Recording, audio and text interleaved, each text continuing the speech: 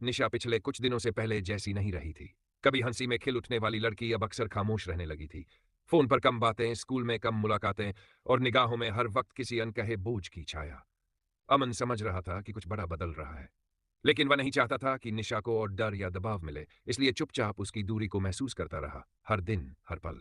एक शाम स्कूल के बाद उसने निशा को संदेश भेजा, क्या तुम 5 मिनट मिल सकती हो, जरूरी है। निशा ने काफी देर बाद जवाब दिया, हाँ, पीछे वाली लाइब्रेरी के पास आ जाओ। अमन बड़ी उम्मीदों के साथ पहुंचा। बारिश रुक चुकी थी, पर हवा में ठंड अब भी थी। निशा दीवार से टेक लगाए खड़ी थी, जैसे किसी भारी फैसले का इंतजार कर रही हो। अमन के आते ही उसने हल्की मुस्कान दी, लेकिन अमन उस मुस्कान को पहचान गया। वही मुस्कान जो लोग तब देते हैं जब उनके अंदर कोई तूफान चल रहा हो। निशा, हमारे बीच सब ठीक है ना? अमन ने बिना घुमाए पूछा। निशा ने पल भर उसकी आंखों से नजरें चुराईं। अमन, घर में हालात बहुत खराब हो गए हैं। पापा ने मुझे शादी की बात बताई है। अमन जैसे भीतर तक जम गया। शादी? और तुमने क्या कहा? निशा की आवाज कांप रही थी। मैंने मना कर दिया, पर पापा ने कहा कि अगर मैंने ना कहा तो वे अपना ही नुकसान कर बैठेंगे। अमन ने गहरी सांस ली।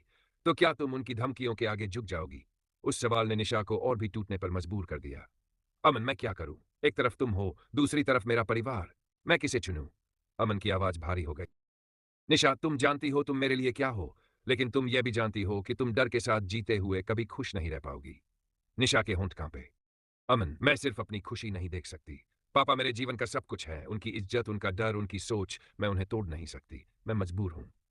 अमन ने उसकी आंखों में गहराई से देखा। और मैं तुम्हारे लिए क्या हूं? निशा की आंखें भर आई। कुछ चीजें हमारे हाथ में नहीं होती। यह सुनकर अमन की आंखों में गुस्सा, दुख और बेबसी सब एक साथ तड़प उठे। निशा, ये समाज, ये लोग, क्या इनके कारण हम हार मान ले? निशा बहुत देर तक चुप रही, फिर धीमे से बोली, कभी कभी प्यार होना ही काफी नहीं होता अमन। उसे बचाने की ताकत भी चाहिए, और मुझ में वह ताकत नहीं है। यह वाक्य अमन के लिए किसी वज्रपात से कम नहीं था।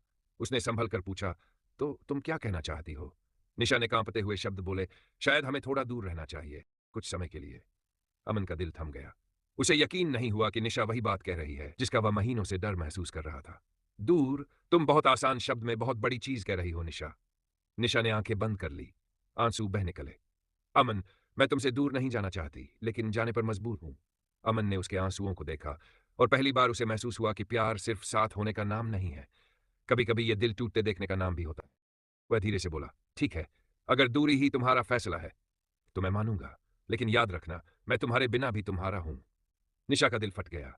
वह अमन की ओर बढ़कर कुछ कहना चाहती थी, पर उसके कदम पीछे रह गए। दोनों कुछ देर खामोशी में खड़े रहे। हवा दर्द की तरह बह रही थी, और उसी खामोशी में उनकी कहानी में पहली बार एक दरार पड़ चुकी थी। एक ऐसी दरार जो आगे चलकर गहरी खाई बनने वाली थी। धीमी बारिश की आवाज, हल्की हवाएं, जैसे कोई पुरानी याद याद कर रहा हो। अमन के दिल में एक नुकीले पत्थर की तरह अटक गए थे निशा के शब्द, कि वह कुछ समय दूर रहेगी। उसे लगा था कि यह दूरी सिर्फ कुछ दिन की होगी, एक हफ्ते की शायद। थोड़ी खामोशी, हल्की बारिश की बूंदें। लेकिन धीरे धीरे यह दूरी इतनी चुपचाप बढ़ने लगी कि अमन को डर लगने लगा कि कहीं यह दूरी आदत न बन जाए।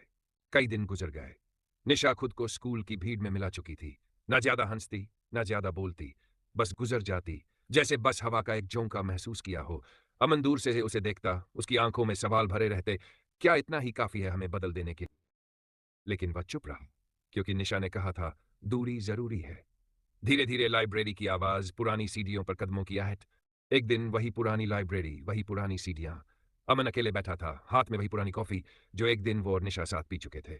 बारिश हो रही थी, हर बूंद उसे याद दिला रही थी उस छोटे से कोने में वो और निशा कभी साथ बैठे थे।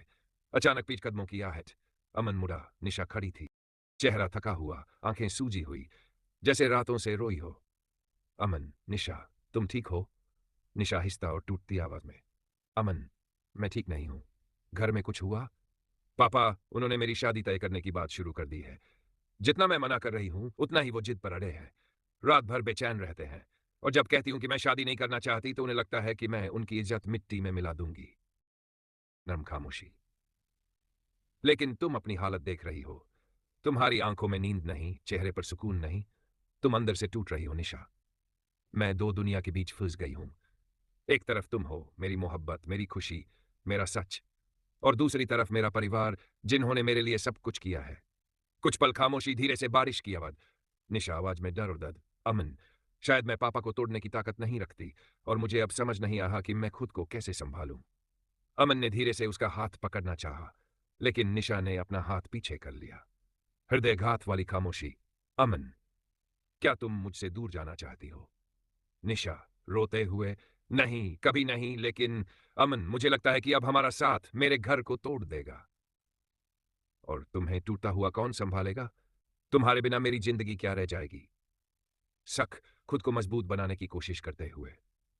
कभी कभी प्यार होना ही काफी नहीं होता, उसे बचाने की ताकत भी चाहिए, और मुझ में वो ताकत नहीं है। तो तुम क्या कहना चाहती हो? साफ साफ कहो निशा। अगर पापा की हालत और खराब हो गई, अगर उन्हें कुछ हो गया, उसका गुनाह मैं जिंदगी भर नहीं उठा पाऊंगी। अमन खामोश हो गया, बेबस, टूटा हुआ और गुस्से से भरा हुआ। उसने दीवार पर हाथ मारा। धीमी खामोशी, बारिश की आवाज में तनाव। अमन, क्या प्यार इतनी आसानी से खत्म हो जाता है निशा? क्या हम लड़ नहीं सकते?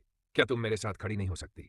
निशा धीमे स्वर में, खुद को रोकते हुए, मैं खड़ी हूं, पर पैर साथ नहीं दे रहे। अमन और निशा वही खड़े, बारिश में भीगी। पहली बार सच में उनका रिश्ता डगमगा गया। निशा धीरे से पीछे मुड़ी, एक बार अमन को देखा और बिना कुछ कहे चली गई। अमन वही खड़ा रहा, भीगता हुआ, टूटा हुआ, अपने प्यार के सबसे कठिन सच के साथ, धीरे धीरे खत्म होती हुई। कभी कभी मोहब्बत दोनों दिलों में होती है, लेकिन हालात उसे पूरा होने नहीं देते। ये कहानी किसी एक शहर की नहीं, उन तमाम दिलों की है जहां प्यार मजबूरी बनकर अधूरा रह गया। अगर आप भी इस सच्चाई से सहमत हैं तो लाइक या सब्सक्राइब करके अपनी सहमति जता सकते हैं।